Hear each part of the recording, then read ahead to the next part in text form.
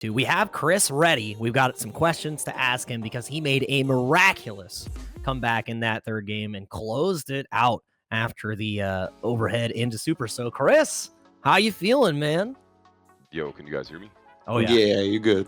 Can you guys see me? Is my camera working? Yes, sir. Oh, okay. What's going on, guys? Dude. Big chillin', man. Big chillin'. That was quite the grand finals, quite the run.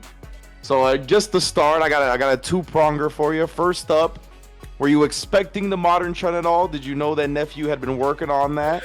Nah, not really. I mean, I Okay. know that Nephew has been playing a lot of characters lately. I know that he started playing JP as well. And he's the type of player that could pick up any character and immediately understand that character's strengths and weaknesses. And I feel like he's picked Chun-Li against me before, and that's a matchup where I feel like Ken players, again, are not too comfortable against Chun-Li. And the modern definitely caught me by surprise. But yeah, it's Nephew. You could see how that went down the wire. So without thinking about it too hard, once you saw the modern Chun come out, do you remember anything about your game plan that you had to change? Because obviously the modern slows down the pace a lot, right? You can't just really like abuse the Dragon Lash, OD Fireball, run, all these things that Ken usually has to be able to kind of throw at the opponent to mix them up. That kind of gets stifled with that. Do you have like one of the things that really stuck out for your adjustments? I think that honestly, I had to think about what can modern Chun even do, because I haven't played against modern Chun.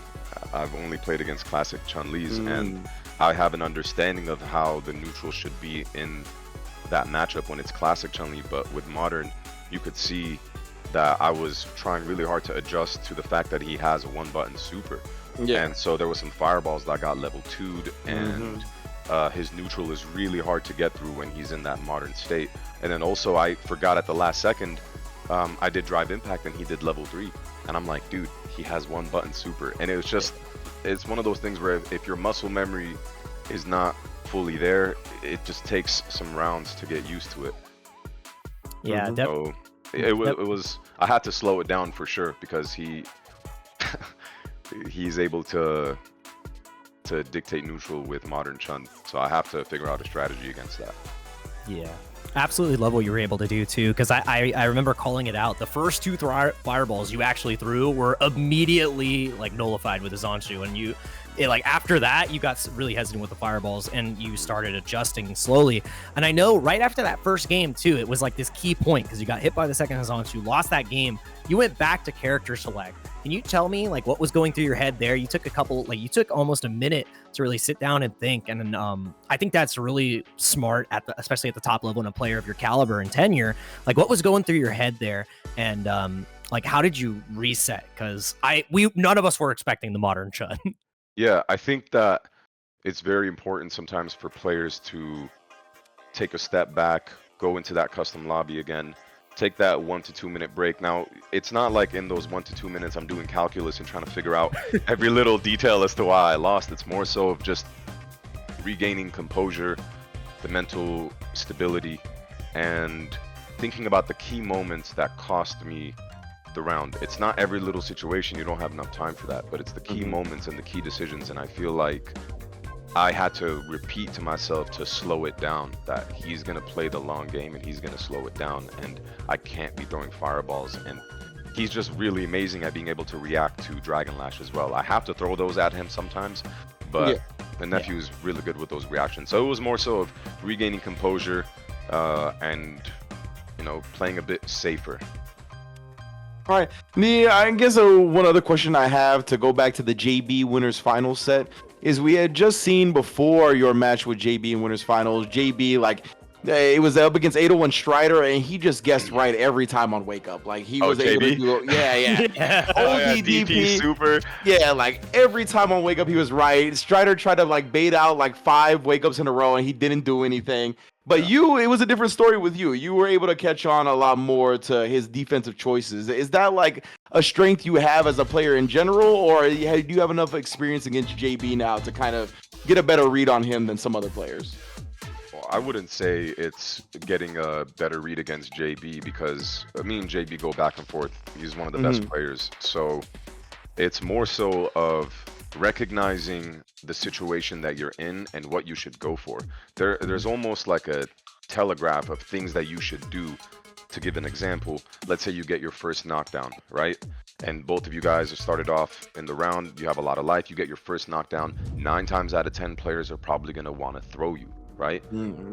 Because you don't want to get clipped with a button and then now you're at 40%, and the telegraph becomes easier for the player that has the life lead because you now have to take a bigger risk. So it's more so of understanding the situation that you're in, the situation that your opponent's in, but also having the balls to commit.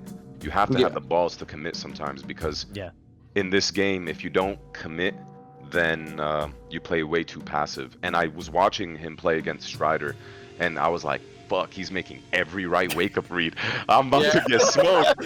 So I was like, when JB's feeling like that, it's really hard to stop him, because he's one of those players that really feeds off of momentum.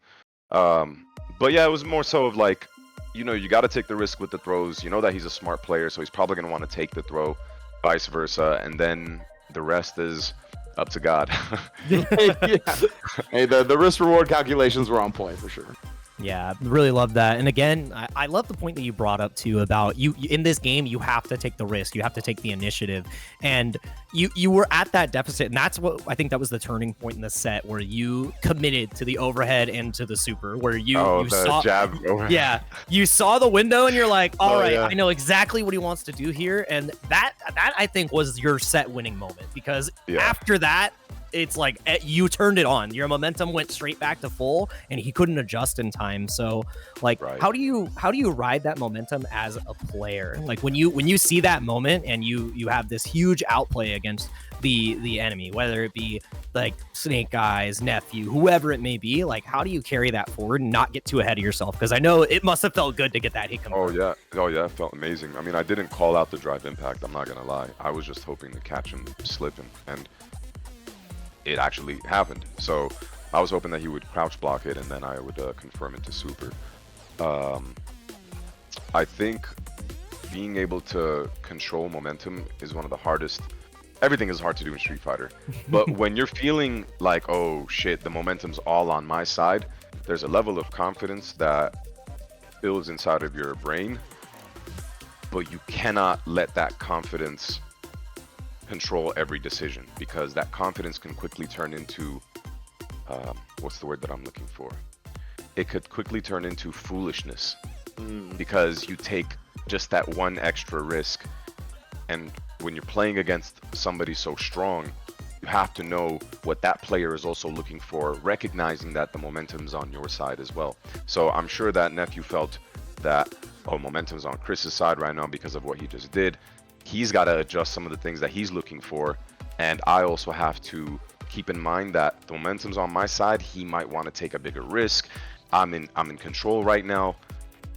It's really weird to explain. There's a fine line. It's a very fine line between, am I being too aggressive or too passive?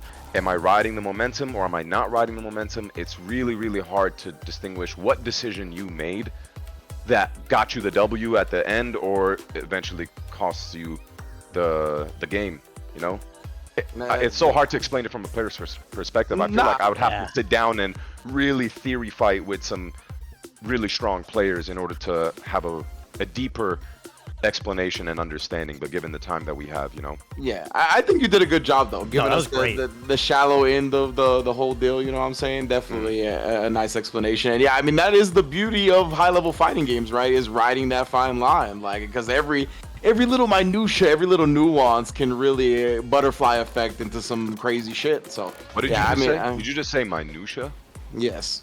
You know what's funny is that I've never seen that word before until yesterday when I started reading Kobe Bryant's Mamba Mentality. That was the first time that I saw that word being used, and he was talking about studying every minutia of detail within players and as he would fly to games. So Kobe Bryant's one of my biggest idols. So it was funny because Mena was telling me about that book, and I had it. I literally have it right in front of me. Oh, there you go. And it's just weird that you used that word right there. It's the law of the universe, bro. When you discover something for the first time, it appears again very quickly. Yeah. Yeah. Yeah, love the answer you were able to give there. And yeah, it's all the small things that come together that really make you the player that you are. And it feels like you have every piece of the puzzle. So knowing that you're now sitting firmly in first place, you got 2 wins on the board, there's 3 more tournaments to go. Who do you have your eyes set on? Because at the end of the day, there's still a bracket that has to be played after this, and it's going to be the top 8 of the West Coast. I know you talked about how strong JB is, but who else is on your radar that you'd be preparing for? So other than Nephew and JV, I would say Strider is someone I would be preparing for. Chris CCH is someone that I would be preparing for. I think that who else? Let me think. Those are the biggest threats to me personally. Those are the ones that you have to really buckle down and study their habits and formulate a strategy against them. I feel very confident against everybody right now, but those are the players that I'm looking out for the most. And Samurai as well, because Samurai is always going to adapt and study the game. He's a student of the game. He's a master at the game as well. So he's somebody that I'm looking forward to playing against because I know he's going to do his homework. So, you know, all the players that were in the top 8 last World Warrior and this World Warrior, they're almost guaranteed to make it back as well. I'm glad to see my boy Julio back in that shit. Oh yeah, Julio Fuentes back in there in that top 8. Much love to Julio, man. Ken Trinity all the way. You already know. All right, man. Well, I don't got any more questions. I want to give you this time to shout out your peoples, handle some things, plug some things, let people know where to find you and whatnot. Yeah, I mean, I'm always grateful to God for the opportunity to do what I love. If it wasn't for him, none of this would be possible. So I want to thank all the players that have been helping me out, talking to me, you know, especially Mena. Mena's been right there by my side, so super helpful. And every one of the supporters as well. I know there was a lot of supporters in the chat as well. I got love for you guys. Thank you so much. And yeah, I mean, shout outs to OTF Gaming. You already know. And yeah, I appreciate Level Up for setting this up. Capcom, all of that. But Capcom, please, for the love of God, fix those inputs. You saw it happen to me. You saw it happen we to brought me. it up. Brother, we brought it up. We brought it up, man. You saw it happen to come Chris. from? You saw it happen to Chris. It happened to Chris a lot. And those are very common things to happen with Ken, those tattoos and the supers coming out and stuff. So hopefully Capcom can fix those inputs soon. And yeah, I appreciate you guys for the interview as well. Of course, man. Thank you for the answers. Beautiful stuff. Looking forward to you on the next World Warrior. And speaking of which, let's find out exactly when that next World Warrior is going to be, shall we? Of course, it's on Level Up Live. They've been the ones holding down